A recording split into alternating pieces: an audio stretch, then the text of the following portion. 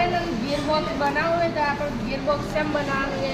પહેલો એક નાનો ગેર ને એક મોટો ગેર લેવાનો, એને આપણે એવી દોડવાનું કે એવું ફરક ના એવી એક ખુલ્લી લઈ લેવાની છિલ્લીને મોટા ગેરમાં લગાવી દેવાની અને એક મોટર લેવાની એટલે નાના ગેરમાં લગાવી દેવાની.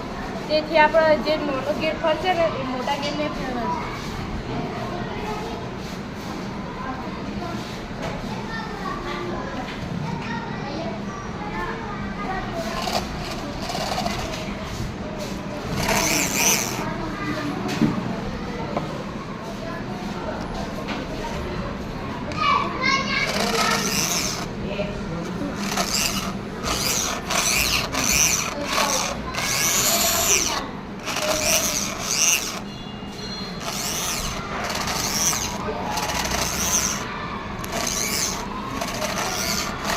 Very good. આની પાડો ભાઈ.